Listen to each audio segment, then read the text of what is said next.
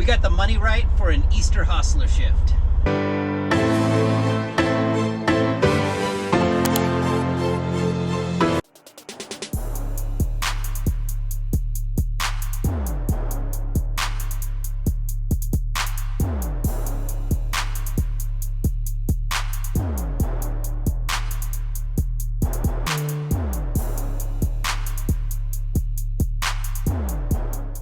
Please wait while we're connecting you with an agent.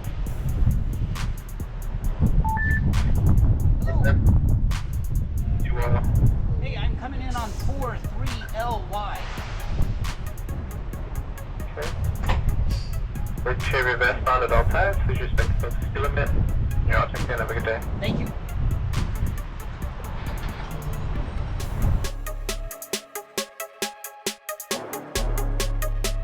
Alright, so shift start. It is 2:48.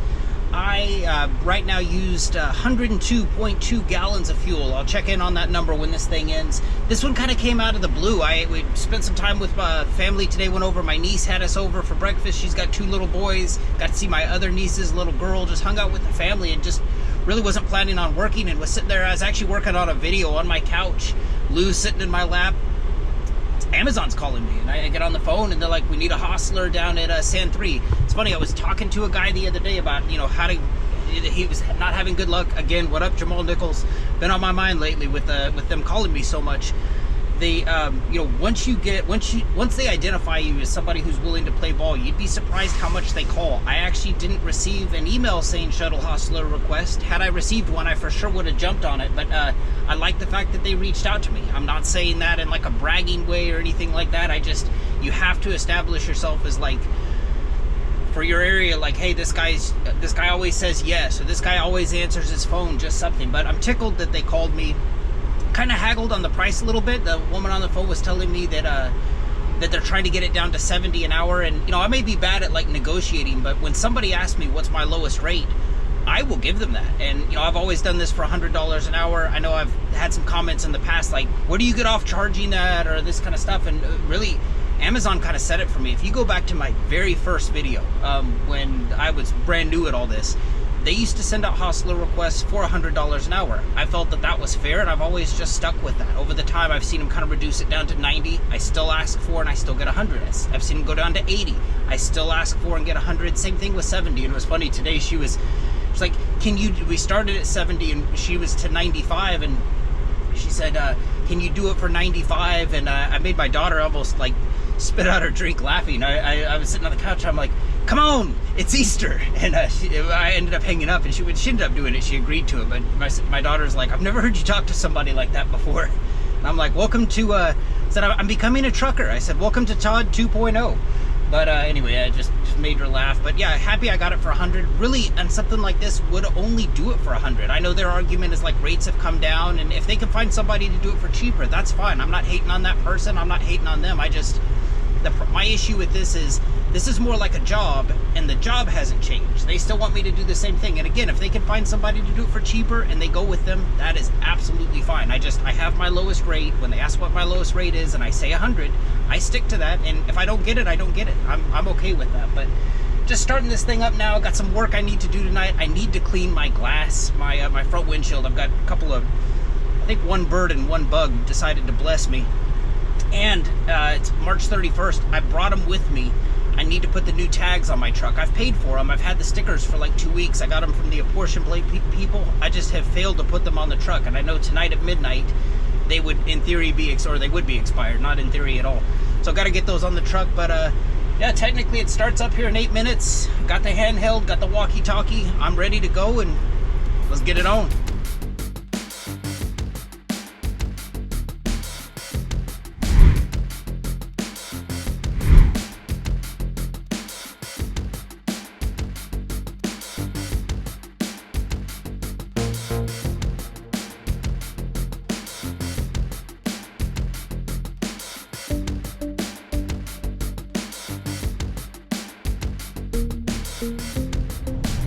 Alright, I'm going to show you something cool here. When you are doing the shuttle Hostler shift, this little handheld thing, you are in control of the gate at the facility that you work at. So I can come under here, and as I approach the gate,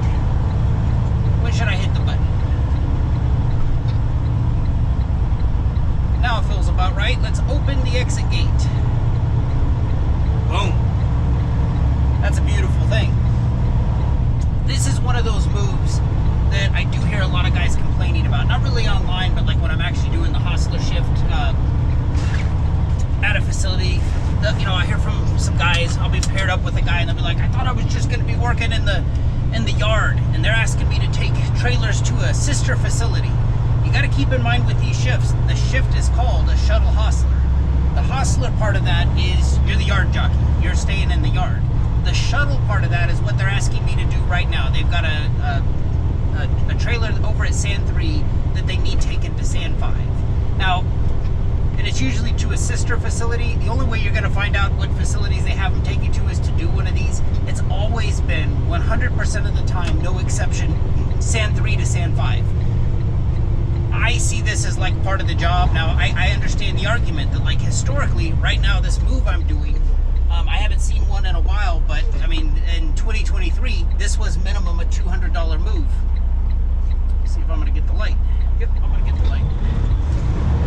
This was always a $200 move, so you can imagine if I do, let's say 5 of these, let's say I do 6, they paid me less at my $1,000 a day than I could have made doing it on the load board. I also see it as very necessary as far as like, you know, if they ask you to do this. Now, if they said, hey, for 10 hours we want you to run trailers up to Poway back and forth, I absolutely wouldn't do it. And if that were a requirement of the shuttle hostler thing, I wouldn't do it. $100 an hour less what I would be burning in fuel, wear and tear running those miles. I mean, I would, you know, let's say in a 10-hour shift, I could easily get 4 of them done. That's $250 a trip. I've never seen them go for that low. So across the street, Sand 3 to Sand 5, you want to get on Google Maps, check it out. It is 0.6 miles gate to gate. I don't really see this as that big of a deal. I do see both sides of it, but I just see this as a necessary part of, you know, doing the job that you signed up for. If you signed up for a shuttle hostler shift, they could ask you to do this as well.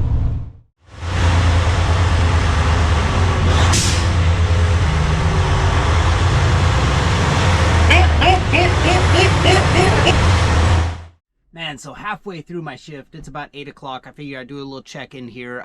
You know, I've made prior content on this Hostler gig before. Made 2 videos. One's kind of like a short little intro to it. It's like 3-4 minutes long. I made another one's closer to like 15 minutes. It's more of like a what to expect from the moment you hit the gate till you leave. I'll put links to both in the description, but I've been thinking about, like, you know, I've put those 2 out, spent some time since them. Is there anything I'd like to add to it? And there are a few things. First one being, you definitely want to go in here when you're doing this shift. You want to go into your work queue, and when you're at this screen, you do want to swipe down. You can see here the last time it was updated was 18 minutes ago. You want to swipe down on that periodically. I set a timer for every hour, basically, and just get a screen grab of that.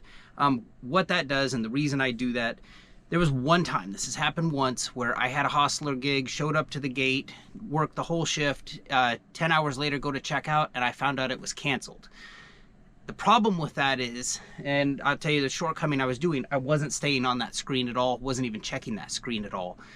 I did 10 hours of work for $175 TONU. I mean, that works out to like less than minimum wage. I did do some like payment disputes. I was able to recoup some of the money, but not all of it. But, you know, I was a little bit upset at the time, but what that taught me is kind of like taught me to like tighten up my game a little bit. They want you to stay on this screen. You don't necessarily have to stay on it. But what I like to do is I like to go in and check it. The reason I do it every hour is I can now prove that at 8 o'clock, it was still on my queue. This is a job that pays by the hour, not by the mile. So, you know, if they were to cancel it now, I can prove to them that, hey, you know, at 8 o'clock it was in there, 5 hours, give me $500 rather than the $175 TONU. If you're more OCD than me and you want to check it more frequently than every hour, that's fine.